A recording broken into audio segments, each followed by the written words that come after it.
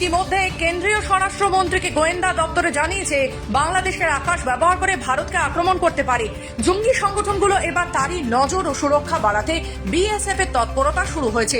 উত্তর 24 পরগনার বসিরহাট মহকুমার স্বরূপনগর থেকে হিঙ্গলগঞ্জের হেমনগর কোস্টাল থানা পর্যন্ত মোট 94 কিলোমিটার সীমান্ত রয়েছে। তার মধ্যে 50 কিলোমিটার জল সীমান্ত, স্থল সীমান্ত 44 কিলোমিটার।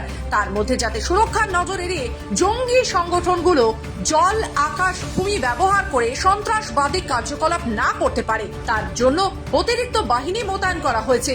সীমান্ত সুরক্ষার নজরদারি বাড়ানো হয়েছে। দিন ও রাত্রেও এই সুরক্ষার নজরদারি রয়েছে। অন্যদিকে অত্যাধুনিক Israel radar, drone, night vision camera ইত্যাদিরও ব্যবহার রয়েছে। সীমান্ত সুরক্ষা কোনো রকম ভাবে ঘাটতি রাখতে চাইছে না বিএসএফ, কারণ ইতিমধ্যে তাদের কাছে কেন্দ্রীয় স্বরাষ্ট্র মন্ত্রকের কাছ থেকে নির্দেশিকা এসেছে।